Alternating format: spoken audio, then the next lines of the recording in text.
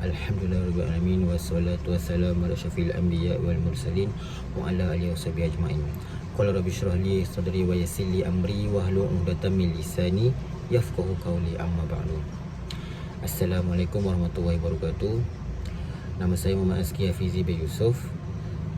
Nombor metrik 0231103347 dari kos Ijazah Sarjana Muda Pengajian Islam.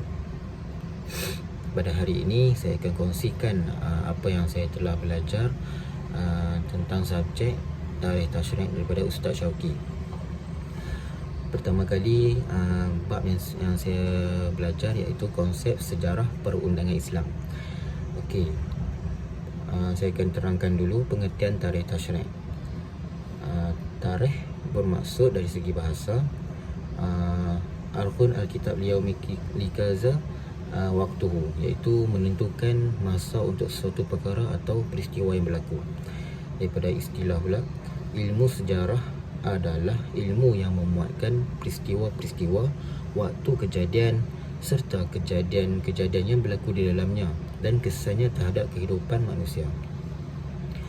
Yang kedua iaitu tasyrik. Tasyrik ini dari segi bahasa perkataan syar, berasal dari kata kerja syarak dengan takhfif tanpa syahdat, manakala tasyrik berasal dari kata kerja syarak dengan tasydid dengan syaddah. Syariah pada asalnya dalam penggunaan bahasa bermaksud tempat air yang tuju untuk minum. Kemudian orang Arab menggunakannya untuk merujuk kepada jalan yang lurus, kerana seperti sumber air memberikan kehidupan dan keselamatan kepada badan, begitu juga jalan yang lurus memberikan kehidupan kepada jiwa dan akal manusia. Pada istilah pula, tasyrik ini adalah perintah mengenai hukum-hukum taklifi dan larangan mengenai perkara-perkara yang dilarang, supaya orang yang bertanggungjawab mematuhi perintah dan menjauhi larangannya. Seterusnya, pengertian Tarikh Tasyrik Islami, iaitu ilmu yang membahas tentang keadaan-keadaan perundangan Islam pada zaman risalah Nabi Muhammad SAW dan zaman-zaman pelepasnya, dari segi menentukan tahap-tahap di mana perundangan diletakkan dan sumber-sumbernya. Bermaksudnya sumber-sumber perundangan Islam inilah.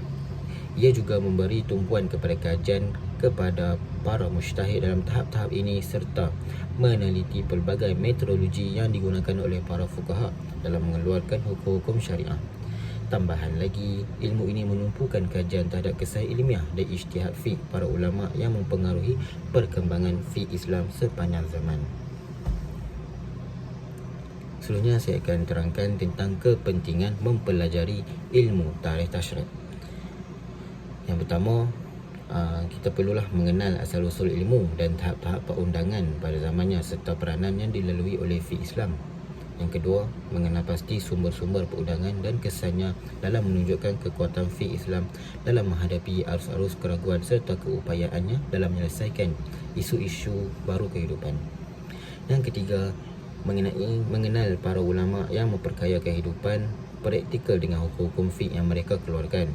Yang keempat, menonjolkan hukum-hukum fiqh yang ditinggalkan oleh para ulama fiqh Islam serta menjelaskan kesan praktikalnya terhadap kehidupan masyarakat. Seterusnya, saya akan terangkan tajuk tentang perundangan bangsa Arab sebelum kedatangan Islam. At-Tashri'at indal Arab qabla Islam. Sebelum kedatangannya Islam, masyarakat Arab sudah mempunyai beberapa sistem perundangan yang diamalkan dalam kehidupan seharian mereka. Namun perundangan ini banyak dipengaruhi oleh adat dan tradisi kabilah yang kadang-kala tidak adil atau menindas pihak-pihak tertentu, terutamanya wanita dan golongan yang lemah. Yang pertama, kita akan teruskan dengan bab perundangan perkahwinan. Perkahwinan dalam masyarakat Arab sebelum Islam sangat berbeza dengan apa yang disyariatkan kemudian oleh Islam. Terdapat beberapa bentuk perkahwinan yang diamalkan, sebahagiannya bersifat perkah menindas kaum wanita. Di antara jenis perkahwinan tersebut ialah yang pertama, nikah istiqbat. Maksudnya perkahwinan perhambaan. Contohnya, seorang suami boleh menyuruh isterinya untuk berhubung dengan lelaki lain yang dianggap lebih mulia supaya keturunannya yang lebih baik. Wanita tidak mempunyai hak untuk menolak. Yang kedua, nikah syighar. Nikah syirah ni pertukaran anak perempuan. Dalam perkahwinan ini, dua lelaki akan bertukar anak perempuan mereka sebagai bentuk perkahwinan tanpa mas kahwin. Kedua-dua perempuan tersebut dijadikan alat pertukaran untuk mengeratkan hubungan keluarga tanpa memberi mereka hak atau pilihan. Yang ketiga, nikah poligami, iaitu seorang wanita boleh berkahwin dengan beberapa lelaki pada satu masa, dan jika dia mengandung, lelaki yang paling hampir dengan masa kelahiran dianggap sebagai bapa kepada anak tersebut. Yang keempat, nikah mut'ah. Nikah mut'ah ni perkahwinan sementara yang hanya berlangsung untuk tempoh masa tertentu dengan persetujuan kedua-dua pihak. Ia lebih menyerupai hubungan sementara dan tidak mengikat tanggungjawab yang kukuh antara suami isteri. Secara umumnya, perkahwinan sebelum Islam tidak memberikan hak yang seimbang kepada wanita. Wanita seringkali menjadi mangsa dan tidak mempunyai kuasa dalam membuat keputusan. Selanjutnya, perundangan pewarisan. Sebelum Islam, sistem pewarisan di kalangan masyarakat Arab sangat tidak adil, terutamanya bagi kaum wanita dan anak-anak kecil. Pewarisan hanya diberikan kepada lelaki dewasa yang mampu membawa senjata dan mempertahankan keluarga dan kabilah. Yang pertama, wanita tidak mewarisi, iaitu wanita tidak mempunyai hak untuk mewarisi harta peninggalan sama ada sebagai isteri, anak perempuan atau ibu. Mereka dianggap sebagai sebahagian daripada harta yang diwarisi oleh lelaki.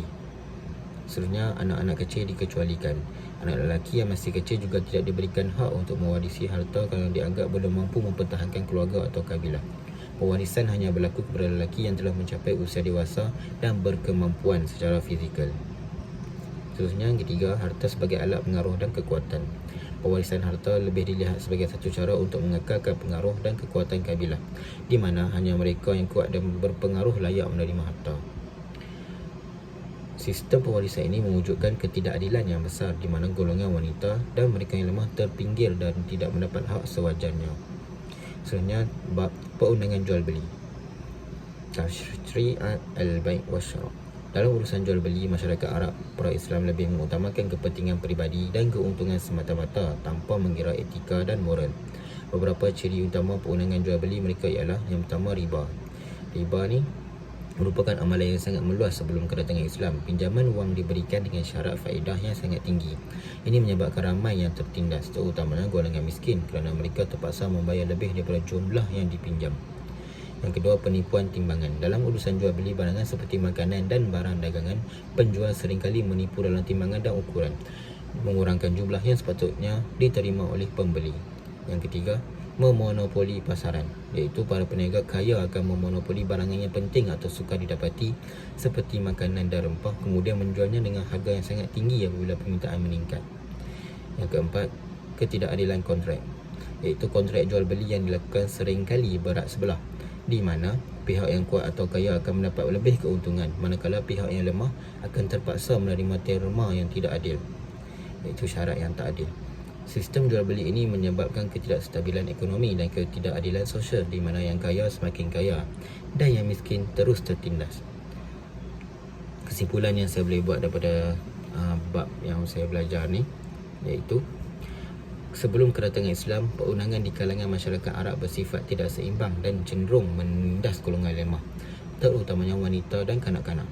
Sistem perundangan perkahwinan, pewarisan dan jual beli semuanya memperlihatkan ketidakadilan yang jelas.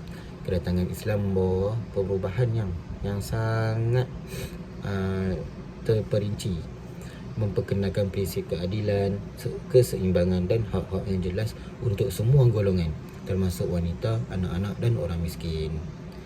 Sekian daripada saya. Assalamualaikum.